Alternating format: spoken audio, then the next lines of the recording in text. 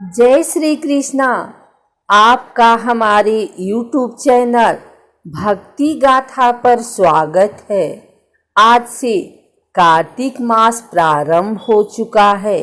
आपको हम प्रत्येक दिन कार्तिक मास महात्म्य का एक अध्याय सुनाएंगे।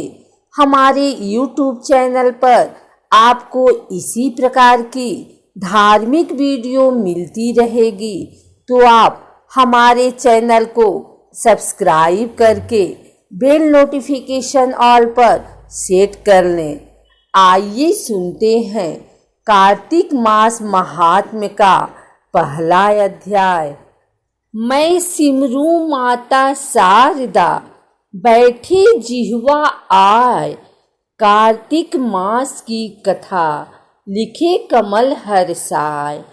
नैमिषारण्य तीर्थ में श्री सूत जी ने 88,000 समकादि ऋषियों से कहा, अब मैं आपको कार्तिक मास की कथा विस्तार पूर्वक सुनाता हूँ, जिसका श्रवण करने से मनुष्य के सभी पाप नष्ट हो जाते हैं और अंत समय में वैकुंठ धाम की प्राप्ति होती है। सूत जी ने कहा, श्री कृष्ण जी से अनुमति लेकर देवर्षि नारद के चले जाने के पश्चात सत्यभामा प्रसन्न होकर भगवान कृष्ण से बोली, हे प्रभु, मैं धन्य हुई, मेरा जन्म सफल हुआ। मुझ जैसी त्रैलोक्य सुंदरी के जन्मदाता भी धन्य है, जो आपकी 16,000 स्त्रियों के बीच में आपकी परम प्यारी पत्नी बनी। मैंने आपके साथ नारद जी को वह कल्प वृक्ष आदि पुरुष विधि पूर्वक दान में दिया, परंतु वही कल्प वृक्ष मेरे घर लहराया करता है। यह बात मृत्युलोक में किसी स्त्री को ज्ञात नहीं है। हे त्रिलोकीनाथ, मैं आपसे कुछ पूछने की इच्छुक हूँ। आप मुझे कृपया कार्तिक महात्म्य की कथा विस्तार पूर्वक सुनाइए, जिसको सुनकर मेरा हित हो और जिसके करने से कल पर्यंत भी आप मुझसे विमुख न हो। सूत जी आगे बोले, सत्यभामा के ऐसे वचन सुनकर श्री कृष्ण ने हंसते हुए सत्यभामा का हाथ पकड़ा और अपने सेवकों को वहीं झुकने के लिए कहकर विलास युक्त अपनी पत्नी को कल्प वृक्ष के नीचे ले गए। फिर हंसकर बोले, हे प्रिय, 16,000 रानियों में से तुम मुझे प्राणों के समान प्यारी हो। तुम्हारे लिए मैंने इंद्र एवं देवताओं से विरोध किया था। हे कांते, जो बात तुमने मुझसे पूछी है उसे सुनो। एक दिन मैंने श्री कृष्ण तुम्हारी सत्यभामा इच्छा पूर्ति के लिए गरुड़ पर सवार होकर इंद्रलोक जाकर कल्प वृक्ष मांगा। इंद्र द्वारा मना किए जाने पर इंद्र एवं गरुड़ में घोर संग्राम हुआ और गोलोक में भी गरुड़ जी गौओं से युद्ध किया। गरुड़ की चोट से उनके कान एवं पूंछ कटकर गिरने लगे, जिससे 3 वस्तुएं उत्पन्न हुई। कान से तंबाकू, पूंछ से गोभी और रक्त से मेहंदी बनी। इन तीनों का प्रयोग करने वाले को मोक्ष नहीं मिलता। तब गौओं ने भी क्रोधित होकर गरुड़ पर वार किया, जिससे उनके 3 पंख टूटकर गिर गए।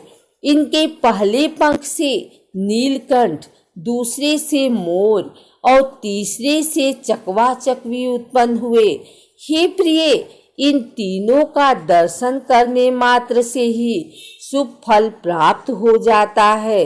यह सुनकर सत्यभामा ने कहा, हे प्रभु, कृपया मुझे मेरे पूर्व जन्मों के विषय में बताइए कि मैंने पूर्व जन्म में कौन कौन से दान, व्रत व जप नहीं किए हैं।